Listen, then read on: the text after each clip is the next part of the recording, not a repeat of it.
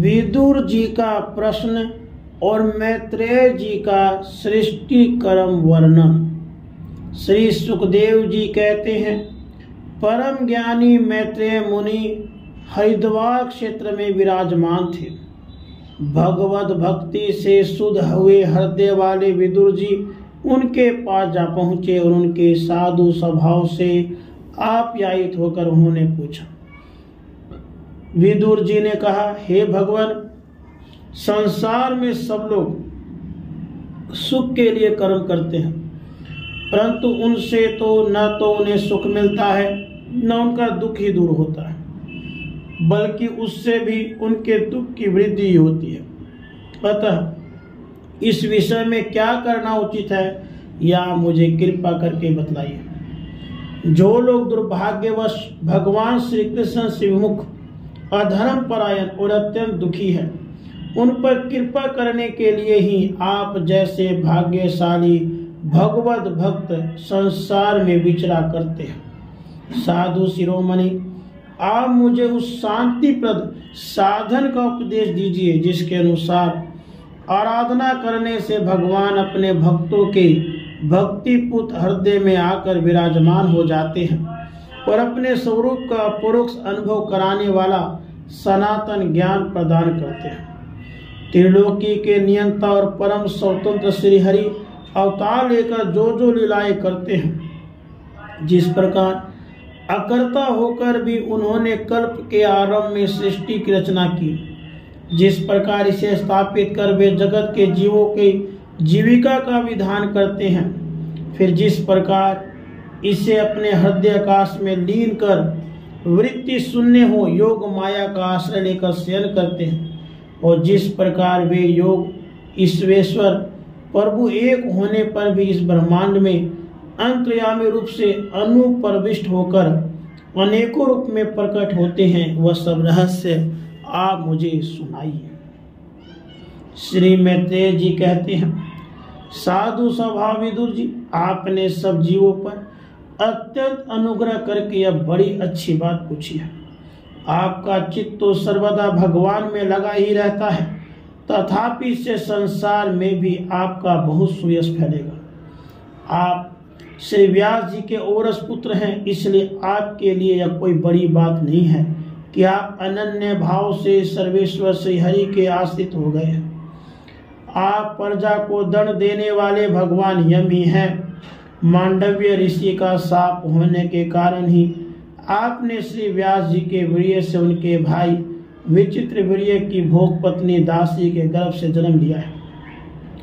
आप सर्वदा ही श्री भगवान और उनके भक्तों को अत्यंत प्रिय हैं, इसलिए भगवान निज धाम पधारते समय मुझे आपको ज्ञान उपदेश करने की आज्ञा दे गए हैं। इसलिए अब मैं जगत की उत्पत्ति, स्थिति और लय के लिए योग माया के द्वारा विस्तारित हुई भगवान की विभिन्न लीलाओं का क्रमशः वर्णन करता हूँ। सृष्टि रचना के पहले समस्त आत्माओं के आत्मा एक पूर्ण परमात्मा ही थे, न दृष्टा था न दृश्य था। सृष्टि काल में अनेक वृत्तियों के भेद से जो अनेकता दिखाई पड़ती है वह भी वही थे, क्योंकि उनकी इच्छा अकेले रहने की थी। वे ही दृष्टा होकर देखने लगे, परंतु उन्हें दृश्य दिखाई नहीं पड़ा, क्योंकि उस समय वे ही अद्वितीय रूप से प्रकाशमान हो रहे थे। ऐसी अवस्था में वे अपने को असत के समान समझने लगे। वस्तुतः वे असत नहीं थे, क्योंकि उनकी शक्तियां ही सोई थी, उनके ज्ञान का लोप नहीं हुआ था। यह दृष्टा और दृश्य का अनुसंधान करने वाली शक्ति ही कार्य का रूप माया है। महाभाग विदुर जी, इस भाव रूप अनिर्वचनीय माया के द्वारा ही भगवान ने इस विश्व का निर्माण किया। काल शक्ति ने जब यह त्रिगुणमयी माया शोक को प्राप्त हुई, तब उन इंद्रियातीत चिन्मय परमात्मा ने अपने अंश पुरुष रूप से उसमें चिदाभास रूप बीज स्थापित किया। तब काल की प्रेरणा से उस अव्यक्त माया से महत्त्व प्रकट हुआ। वह मिथ्या अज्ञान का नाशक होने के कारण विज्ञान स्वरूप और अपने में सूक्ष्म रूप से स्थित परपंच की अभिव्यक्ति करने वाला था।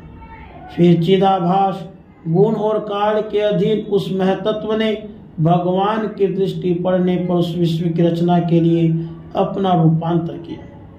महतत्व की विकृति होने पर अहंकार की उत्पत्ति हुई, जो कार्य अधिभूत, कारण अध्यात्म और कर्ता अधिदेव रूप होने के कारण भूत, इंद्रिय और मन का कारण है। वह अहंकार वैकारिक अर्थात सात्विक, तेजस अर्थात राजस और तामस भेद से 3 प्रकार का है। अतः अहम तत्व में विकार होने पर वैकारिक अहंकार से मन और जिनसे विश्व ज्ञान होता वे इंद्रियों के अधिष्ठाता देवता।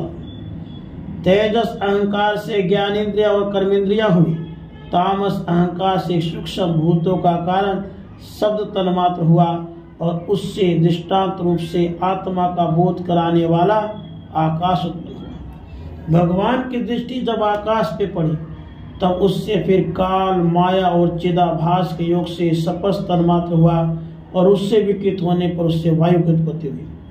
अत्यंत बलवान वायु ने आकाश के सहित विकृत होकर रूप तन्मात्र की रचना की और उससे आकाश का, संसार का प्रकाशक तेज उत्पन्न हुआ। फिर परमात्मा की दृष्टि पड़ने पर वायु युक्त तेज ने काल, माया और चित अंश के योग से विकृत होकर रस तन्मात्र के कार्य जल को उत्पन्न किया। उसके बाद तेज से युक्त जल ने ब्रह्म का दृष्टिपात होने पर काल, माया और चित अंश के योग से गंध गुण में पृथ्वी को उत्पन्न किया।